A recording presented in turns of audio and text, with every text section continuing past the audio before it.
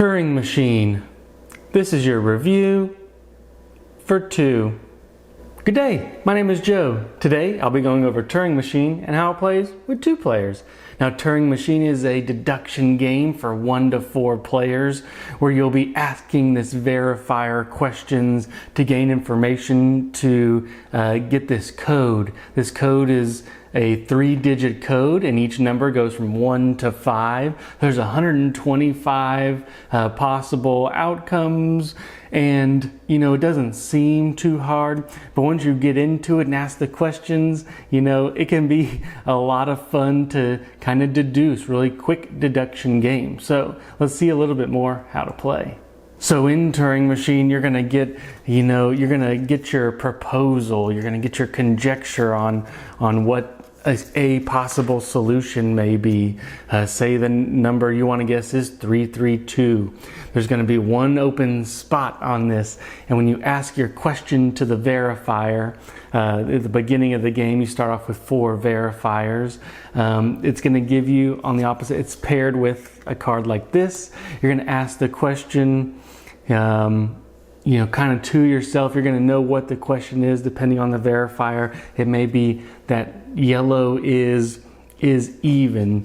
You're going to take the card associated with that, slide it behind there, and it'll tell you either yes or no that yellow is even. Now the other people at the table aren't going to know this, so you're going to have to record it on your sheet and kind of get the information that way, and explore and ask the proper questions, and really just deduce the 3-digit number. You get 3 verifications on your turn. You can choose any 3 of the 4 out there. Eventually there may be 6 with the same 3-digit code. So it's very important to choose the code that you want to test for a little bit. Once you test, you go into the kind of deduction phase where you can gather your notes, decide if you know the answer, and the last phase is, on 3, everybody says, do they need more questions to ask? Do they need another conjecture and some more questions? And it's either thumbs up or thumbs down. If somebody knows it, they can propose it and potentially win the game. If both people do, whoever got it in less questions to the verifier will win. And it's kind of that little loop. You do your conjecture, ask up to 3 questions, decide if you know it or not, and pick new numbers and start again. So that's kind of how to play Turing Machine in a quick manner. Let's see a little bit more what I thought about the game. So the components in this game are pretty unique. There's not too much to it on the box. It's actually a pretty nice 3D model of the box. It really encapsulates what you're really doing is picking the 3 numbers, and there's always going to be 1 spot open. And that is a unique combination because all of these they're just a grid of X's and check marks. It comes with a huge stack. So these are going to be paired with a question. The box comes with 20 prepared, a solution or problems and solutions, but there are many more online. But as far as the components, great easy components. There's not a whole bunch to this game. So let's talk about the rules and the references. Not a whole lot of references to be referenced, but the rules itself were fairly straightforward. The one part I kind of had a little bit of struggle with was until I played the game, I didn't, and I like to think of myself as a high deduction person. I didn't quite understand what the check marks always meant. Did I need to ask the question and anything like that? So they did a decent job in the rule book, but until you get this to the table, you're not going to understand the relationship between these verifier questions and the back side. It's going to take you 1 or 2 times just to put that card behind it to go, okay, this is what is happening. This is the information that I got. So rules and references. Rules were pretty short and easy to get to the table as far as the rules go.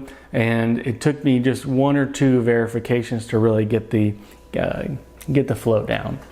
Let's talk about the setup and table size. Setup, this game could be set up in 5 minutes or less, and I really want to stress or less. This game really doesn't take up too much time. The one time that may take up a little bit more is actually finding all the cards used in the problem that you're using, and then pairing it up with this large deck as well. But for the most part, it's really straightforward to get it to the table, 5 minutes or less. Table size, this could be played on a 3x3 easily. We spread out, but easily 3x3 for us. So let's talk about the gameplay. The gameplay loop to me is fun, but you have to enjoy deduction games. The Alchemist, Search for Planet X, kind of games like that. Games where you have to, cross things off the list, learn information that may not help you now, but may help you later.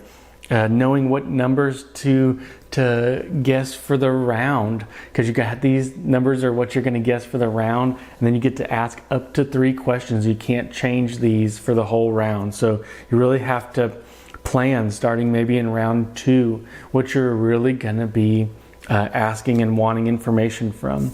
It comes with quite a few of these sheets, but it's really the Alchemist has some worker placement in it. Search for Planet X has a little bit of asking questions, maybe not to go too far ahead, not asking too big of questions, but this is just pure deduction. Turing Machine is just, you pick the numbers, you ask 3 questions, up to 3 questions, you get the answer, and you start to get your conjecture out there a little bit more.